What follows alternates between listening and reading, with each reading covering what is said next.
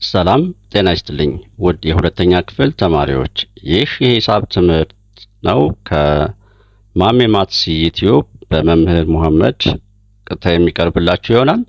ውድ ተማሪዎች ይህ ክፍል 4 ሲሆን በዚህ ክፍል የምንወያይበት ይዘትን በሊትር ስለመለካት እና የመሳሰሉት አሉ።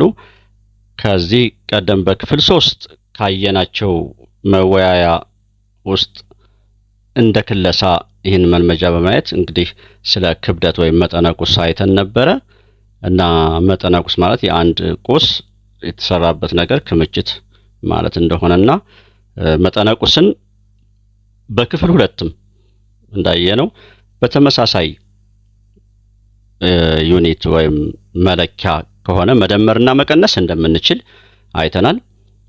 በክብደትም እንደዛው ወይም በመጠነ ቁስ ለምሳሌ እዚህ ጋር እንደምናያቸው የሚከተሉትን ደምሩ ይልና 20 ኪሎ ግራም እና 30 ኪሎ ግራም 50 ኪሎ ግራም እያለ ይቀጥላል። መቀነስም ከሆነ ከ30 ኪሎ ግራም ላይ 20 ኪሎ ግራም ስንቀንስ 10 ኪሎ ግራም ይሆናል ብለን አይተናል። በሌላ ደግሞ በፕሮብሌም በቃላት ፕሮብሌም አይነት ወይም በአረፍተ ነገር ደግሞ ሲቀርብልን ለምሳሌ አቶ አበበ የሸቀጣ ሸቀጥ ሱቅ አላቸው እና በአንድ ቀን 20 ኪሎ ግራም ስኳር ቢሸጡ እንዲሁም በሁለተኛው ቀን ደግሞ 30 ኪሎ ግራም ስኳር ቢሸጡ በአጠቃላይ በሁለቱ ቀናት የሸጡት የስኳር መጠን ስንት እንደሆነ እንድንናገር ነው። መደመር ነው የሚሆነው 20 እና 30 50 ኪሎ ግራም ስኳር ሽጠዋል ማለት ነው። ለመጨረሻ በዚህ ወይዘሮ ዳዊቱ ሚዛን ሲለኩ 70 ኪሎ ግራም ይመዝን ነበርና ለጤናቸው ጉዳት ሊያመጣ እንደሚችል በመገንዘብ ስፖርት መስራት ጀመሩ። ቬሪ ናይስ። እሺ ከአንድ ሳምንት በኋላ 10 ኪሎ ግራም ቀነሱ። ወይዘሮ ደብሪቱ ስንት ኪሎ ግራም አሁን እንደሆኑ ሲነገር 10ን ስንቀንስ 60 ኪሎ ግራም ሆነዋል ማለት ነው። በጣም ጥሩ። ይዘትን በሊትር መለካት ወደሚለው ወደ ዛሬው ርዕስ ስገባ ተግባር እዚህ ጋር ያሳየናል። በቤታችሁ የተለያዩ ፈሳሾች ለመያዝ ከምትጠቀሙባቸው ዕቃዎች ውስጥ የምታውቁትን ወይም የምታስታውሱትን ለመምህራችሁ እንድትናገሩ ነው። እንግዲህ ይሄ በክፍል ውስጥ ለመምህራችሁ የምትሰሩት ስራ ነው የሚሆነው እና ፈሳሾችን የምን ሃይላንድ ልትሉ ትችላላችሁ። ጠርሙስ አንድ ሊትር የሚይዝ 2 ሊትር ይይዝ እንደዛ እና ጎማዎች አሉ፣ ኮዳዎች አሉ፣ ጆግ አለና በአካባቢያችሁ ፈሳሽ ነገሮች ሲለኩ አይታችሁ ታውቃላችሁን ነው የሚለው። ለምሳሌ ውሃ፣ ዘይትና ወተት በምን ይለካሉ እያላችሁ ነው። እዚህ ጋር ምስሎች አሉ። በዚህ ሲለኩ አይታችሁ ሊሆን ይችላል። ውሃን በብርጭቆ እና በጆግ ብትገለብጡ የበለጠ የሚይዘው የቱ ነው? ብርጭቆ ወይስ ጆግ ይላል። እንግዲህ ጆጎ የበለጠ ይይዛል አይደለም? ጆግ ብርጭቆ የኛ አንድ የምንጠጣባት ብርጭቆ ከሆነች ማለት ነው። ማስታወሻ 1 ሊትር የሚይዝ ጆግ፣ 1 ሊትር የሚይዝ ጠርሙስ፣ ግማሽ ሊትር የሚይዝ ጆግ እና የመሳሰሉት የፈሳሽ ነገሮች ይዘት መለኪያ ነው። የፈሳሽ ነገሮች መለኪያ ይዘታቸውን የምንለካበት ነው። እዚህ በምስሉ እንደምትመለከቱት እንግዲህ የሆነ ስራ ይሰራ ነው። በመኖሪያ ቤት የሚሰሩ ወይም በቤታችሁ እንድትጠኗቸው ከጠየቃችሁ ነገር ምንድነው? አንድ ጠርሙስ ወይም ጆግ ውሃ ወደ እኩል ወደ ሆኑ 4 ስኒዎች ወይንም ብርጭቆዎች ገልብጧቸው ይላል።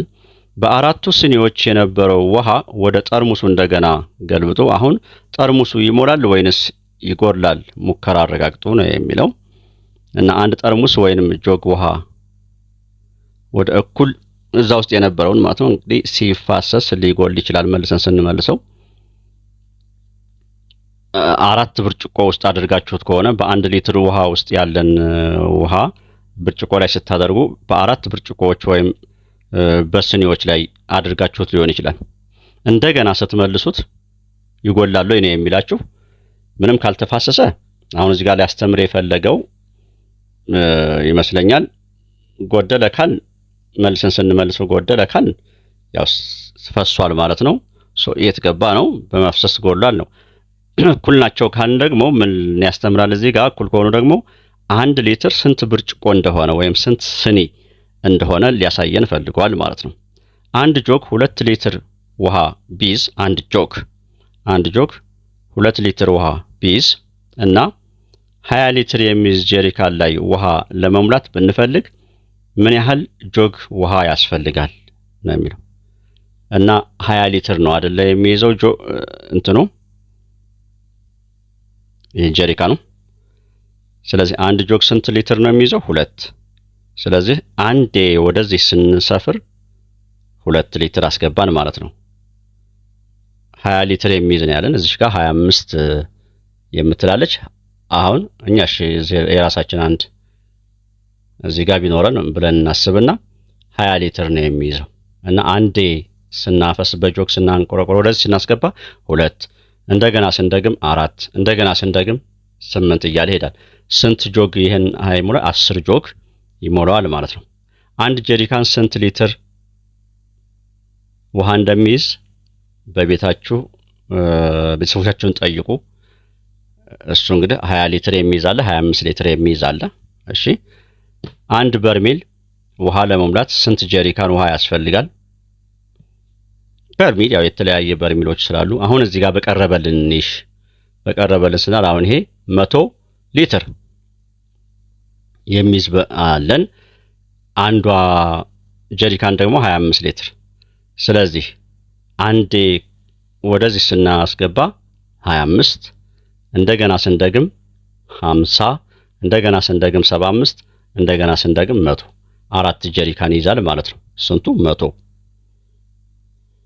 እዚህ በቀረበልን መሰረት ነው እንጂ 1000 ሊትር የሚይዙ አሉ። እንሶን በቤታችሁ የሚገኙ ልዩ ልዩ የፈሳሽ መያዣ ቁሳቁሶችን ተጠቀሙ። የሚከተለውን ሰንጠረዥ እነዚህን እዚህ ጋር እንድትሞሏቸው ነው። እዚህ ጋር ብቻ እዚች አንዲት ነጥብ ላውራላችሁ። በደንብ የምትያዝ ነጥብ ነች። ያዙ። አሁን ይችል ላውራችሁ። እንግዲህ 1 ሊትር ስንት ሚሊ ሊትር ነው? 1 ሊትር በሚሊ ሊትር ሲለካ 1 ሊትር 1000 ሚሊ ሊትር። ሰምታችሁኛል? 1 ሊትር 1000 ሚሊ ሊትር። እስካሁን በሞከርናቸው ሙከራዎች ይኸውላችሁ 1 ሊትር የሚይዝ ሃይላንድ ውስጥ ውሃ ከሞላችሁ በኋላ በስኒዎች ላይ አድርጉ አላችሁ። ይኸውላችሁ ይሄ ለምሳሌ 1 ሃይላንድ ውሃ ነው ብለን እናስብ። አሁን ሙሉ ነው። ከዚህ እያመጣን እዚህ አንድ ስኒ ያለች፣ እዚህ አንድ ስኒ ያለች፣ እዚህ አንዲት ስኒ፣ እዚህ አንድ ስኒ፣ እዚህ ጋር አንድ ስኒ። ስንት ሆነ? 1 2 3 4 1 2 3 4 5 ሆኑ እንበልና 5ቱን እንደሞላን ውሃ በቃ እንበል። አሁን 1 ሊትር ውሃ ስንት ስኒ ይሆናል ስላችሁ 5 ስኒ ትሉኛላችሁ ማለት ነው። እዚህ በሞከርነው ሙከራ ነው እያልኳችሁ ያለሁት። ብርጭቆ ከሆነ ደግሞ ተለቅ ስለሚል እዚህ 1 ሊትር አለኝ። እሺ ብርጭቆዎች፣ ውሃ መጠጫዎች፣ ኩባያዎች ወይም ያ እኩል ናቸው ብለን እናስብ። እዚህ ጋር አደረግን፣ እዚህ አደረግን፣ እዚህ አደረግን፣ እዚህ አደረግን፣ አለቀ እንበል። 1 ሊትር ስንት ብርጭቆ ውሃ ሆነ ብላችሁ 4 ብርጭቆ ውሃ ልትሉኝ ትችላላችሁ ማለት ነው። ምን እየነገርኳችሁ ነው? በትልቅ መስፈሪያ በትናንሽ መስፈሪያ ሲገለጽ ማለት ያው መጠን በትልቅ መስፈሪያ በትናንሽ መስፈሪያ። አሁንም 1 ሊትር ትልቁ መስፈሪያ ቢሆን በሚሊ ሊትር ሲሆን ደግሞ በትንሽ መስፈሪያ ስንት ሚሊ ሊትሮች ይሆናል? 1000 ሚሊ ሊትሮች። 1 ሊትር ይህን የሚያክል ቁስ ቢሆን እንበልና ሚሊ ሊትር ምናልባት ይችን የሚያክሉ ዕቃዎች ሊሆኑ ይችላሉ። ወይም ደግሞ ይሄ መርፌ ስንወጋ አስተውላችሁ ከሆነ በሲሪንጅ ያ ሚሊ ሊትር አንድ ማለት ነው። እና 1 ሊትር 1000 ሚሊ ሊትር ግማሹሳ ግማሹ ደግሞ አንዱ 1000 ከሆነ ግማሹ 500 ሚሊ ሊትር። እሺ ሩብ ማለት ደግሞ 1/4 ማለት ነው። ስለዚህ ይህ በርሚል ለምሳሌ ሩብ ማለት ግማሽ እዚህ ጋር ብንቆርጥ ሩብ ማለት ደግሞ እንዴት እናድርግ? ግማሹን እንደገና ለሁለት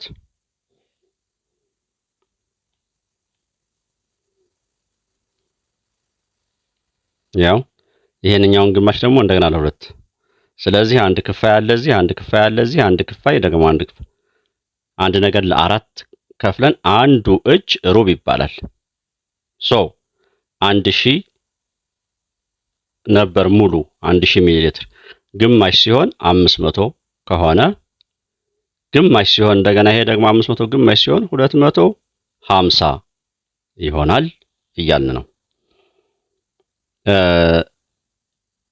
ሌላው በሊትር የተገለጹትን መደመርና መቀነስ። የመጀመሪያው ተግባር 20 ሊትር የሚይዝ ባልዲ ተጠቅማችሁ 3 ባልዲ ውሃ ላይ በርሜል ውስጥ ብትጨምሩ በአጠቃላይ ስንት ሊትር ውሃ ጨመራችሁ? 20 ሊትር የሚይዝ ባልዲ ነው። አንዱ ባልዲ 20 ሊትር ያውና እና ያው 20 3 ናቸው። እነዚህን ሶስቱን አንድ በርሜል ውስጥ ብናደርጋቸው 20 20 20 3 20ዎች 60 ሊትር። አቶ አሊ በቀን 3 ሊትር ውሃ መጠጣት አለበት። በምሳ ሰዓት 1 ሊትር ጠጥቷል።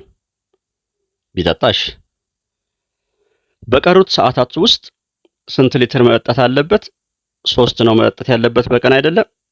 1 ጠጥቷል። ስለዚህ 2 ይቀረዋል። ወይዘሮ ጸገነት 5 ሊትር ኑግ ዘይት፣ 3 ሊትር የሰሊጥና 2 ሊትር ደግሞ የአትክልት ዘይት ገዛች እና በጠቅላላ ስንት ሊትር ተገዛ ማለት ነው? 5 እና 3 8፣ 8 እና 2 10። እዚህ መልመጃ ላይ እነዚህን እንድንደምር ነው።